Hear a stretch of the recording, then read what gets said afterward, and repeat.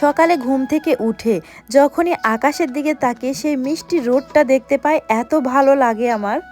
কিন্তু কিছুদিন পর থেকে এই রোদ আর একদমই ভালো লাগবে না। কিছুদিন থেকে সকালবেলা করে সূর্য উঠছে, রোদ কিন্তু সারাদিন মোটামুটি ভালোই হচ্ছে। রোদ হওয়ার সাথে সাথে কিন্তু ঠান্ডাটাও অনেক কমে গেছে। আর এই তো প্রতিদিন বারান্দায় আমাদের এরকম করে রোদ লাগে, এজন্য বিছানা ফেলে আমার মেয়েকে আমি খেলনার জিনিসপত্র দিয়ে বসিয়ে রাখি, সে সুন্দর করে রোদে বসে থেকে খেলা করে।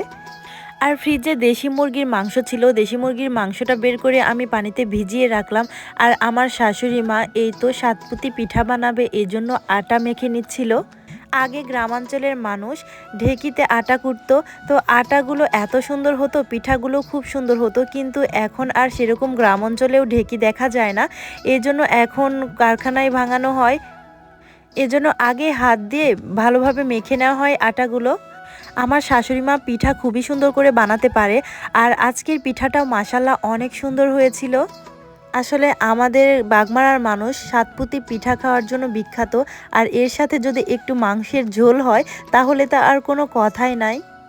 আর এইদিকে আমি দেশি মুরগির মাংস রান্নার পাশাপাশি আমি একটা চচ্চড়ি করছিলাম একটু রস রস করে, ছোট আলু আর এইদিকে টমেটো আর কাঁচা মরিচ দিয়ে। এই রস রস চচ্চড়িটা যে এত ভালো লাগে খেতে। সরপুঁটির মাছ ছিল, এই মাছটা দিয়ে আমি চচ্চড়িটা করব। আমি কিছুদিন আগে আমার নানু বাসা থেকে আমার বড় মামনির হাতে এই চচ্চড়ি খেয়ে এসেছি। আমার এখনও পর্যন্ত তার সেই স্বাদটা মুখে লেগে আছে, তাই ভাবলাম আমিও একটু ট্রাই করি, আমিও পারবো কিনা জানি না। তবে চচ্চড়িটা বিশেষ করে আমি একটু ভালোই করতে পারি, তো মাশাল্লাহ ভালোই হয়েছিল। তারপর আমরা দুপুরের খাওয়া দাওয়া সেরে আমার বরকে জোর করে আমাদের একটা জমিতে নিয়ে যাচ্ছি, কারণ অনেক দিন ধরে জমিটা ফেলে রেখেছে, সেখানে যদি সবজিও করা হয় তাহলে আমাদের কিনে খেতে হবে না। এখন আর কেউ জমি ফেলে রাখে না, দেখেছেন মাঠের ভেতরের জমি, এখানে খেলাধুলা হয়, তারপরেও সবাই সবজি করেছে।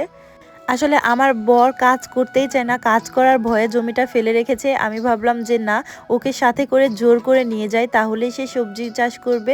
আর এদিকে দেখেন আমরা আসি না, এই জন্য মানুষজন এই জমিটা ব্যবহার করছে।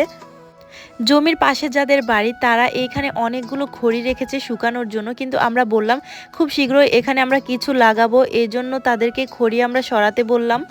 এমনও আমাদের গ্রাম অঞ্চলে অনেক মানুষ আছে যাদের জমি জমা কিছুই নেই, তারা অন্যের জমি কন্ট্রাক্ট নিয়ে আদি নিয়ে তারা চাষাবাদ করে। কিন্তু আমাদের এতগুলো জমি থাকা সত্ত্বেও আমার হাজব্যান্ড কিছুই করে না, কাজ করার ভয়ে কোনো কিছুই চাষ করতে চায় না।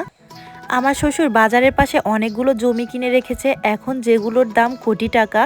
তো বিকেলবেলা আমার খুবই ঝালমুড়ি খেতে ইচ্ছে করছিল, সচরাচর গ্যাসের ভয়ে আমি এগুলো খাই না, তারপরে আজকে কেন জানি ইচ্ছে করছিল, এজন্য আমার বর আমাকে ঝালমুড়ি এনে দিল।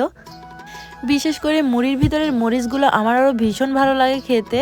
তো যাই হোক, আজকের পুরো দিনের ভিডিওটা আপনাদের সাথে শেয়ার করলাম, কেমন লাগলো অবশ্যই কিন্তু কমেন্ট করে জানাতে ভুলবেন না। আজকে এ পর্যন্ত, দেখা হবে নতুন কোনো ভিডিওতে, সে পর্যন্ত মিশুস লাইফস্টাইলের পাশেই থাকবেন। আল্লাহ হাফেজ।